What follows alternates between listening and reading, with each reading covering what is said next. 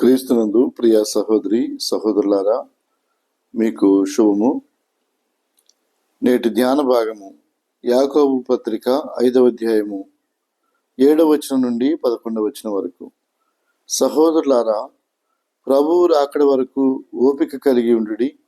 చూడుడి, వ్యవసాయకుడు తొలకరి వర్షమును కడవరి వర్షమును సమకూడి వరకు విలువైన భూఫలము నిమిత్తము ఓపికతో కాచుకొనొచ్చు దాని కొరకు కనిపెట్టును కదా.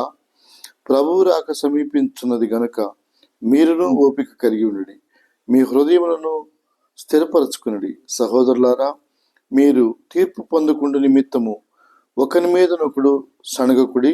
ఇదిగో, న్యాయాధిపతి వాకిట నిలిచి ఉన్నాడు.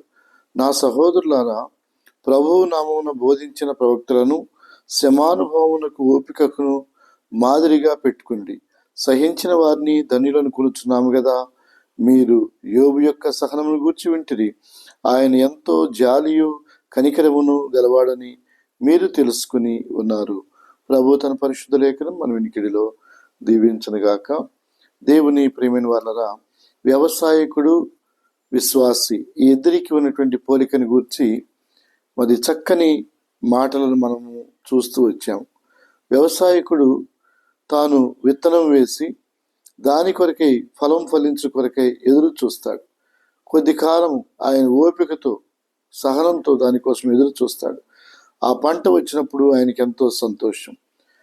వాక్యం తెలియజేసినటువంటి మాటలు, ఇదిగో, కన్నీటితో విత్తేటువంటి వారు సంతోషగానంతో పంటలకు వస్తారని వాక్యం సెలవిస్తుంది. అలాగనే ప్రభువు రాకడలో మనందరికీ ఆయన తగిన కాలంలో మెప్పును ఘనతను, తగిన కాలంలో జీతమును, తగిన కాలంలో ఫలమును ఇవ్వడానికి ఆయన వస్తూ ఉన్నాడు. ఆయన రాకడ అతి సమీపంలో ఉన్నది. ఈ సంగతి మరచిపోయిన వారిగా ఒకవేళ ఉన్నట్లయితే ప్రభు ఉదయ కాలంలో మనకు హెచ్చరికను చేస్తున్నాడు. ఆయన చెప్పినటువంటి మాట మనము గ్రహించిన వారిగా మనం ఉండాలని నేను ప్రేమతో మీకు జ్ఞాపకం చేస్తాను. గలతీ పత్రిక 6వ అధ్యాయం 9వ వచనంలో, ఇదిగో, మీరు ఆత్మానుసారమైనటువంటి విత్తనం వేసినట్లయితే ఆత్మానుసారమైనటువంటి పంటను మీరు కోస్తారు. ఒకవేళ శరీరానుసారమైనటువంటి విత్తనం వేసినట్లయితే శరీరానుసారమైనటువంటి పంట అనగా క్షయమైనటువంటి పంటను మీరు కోస్తారు. అక్షయమైనటువంటి పంటను కోసినటువంటి వారు ధన్యులు. అటు జీవితం కొరకై ప్రభువు తానే గోధుమ గింజవలే భూమిలో ఆయన నాటబడ్డాడు. ఆయన మన కొరకై సిలువలో ప్రాణం అర్పించాడు. ఆయన రక్తంలో కడుగుబడినటువంటి వారు ఆత్మ ఫలము ఫలించే వారిగా ప్రభు మనను బలపరిచి దీవించి హెచ్చిస్తాడు. దాని కొరకై ఓపికతో ఓర్పుతో సహనంతో కనిపెట్టుకుని మనం ఉండాలని నేను ప్రేమతో మీకు జ్ఞాపకం చేస్తూ ఈ చిన్న మాటలను ముగిస్తున్నాను.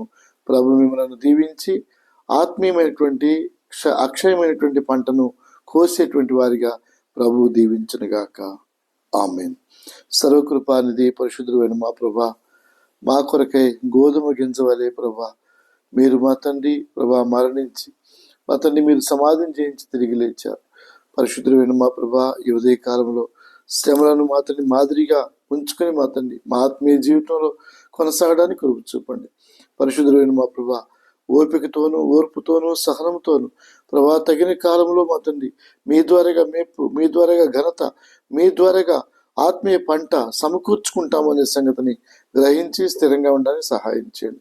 మీకు వందనాలు చెల్లిస్తూ ప్రభా ఆత్మీయ జీవితంలో స్థిరపరచమని యేసు ప్రభు నామములో ప్రార్థిస్తున్నాము తండ్రి. ఆమేన్. తండ్రి, కుమార, పరిశుద్ధాత్మ త్రియేక దేవుని దీవెన ఆశీర్వాదములు ఈ వాక్యమైన ప్రతి బిడ్డకును యేసు ప్రభు వారి వలన సదాకాలము తోడయుండునుగాక. Amen. Amen. God bless you. మీ ప్రియమైన దైవజనులు రెవరెండ్ ఏ సాల్మన్ రాజు, సుధా సాల్మన్ రాజు, వనస్థలపురం, హైదరాబాద్. ప్రభు మిమ్మల్ని దీవించునుగాక. అలాగే 10th క్లాస్ ఎగ్జామ్స్ రాస్తున్నటువంటి బిడ్డలకు ప్రభు శుభములను అనుగ్రహించి వారికి జ్ఞానం అనుగ్రహించునుగాక. ఆమేన్.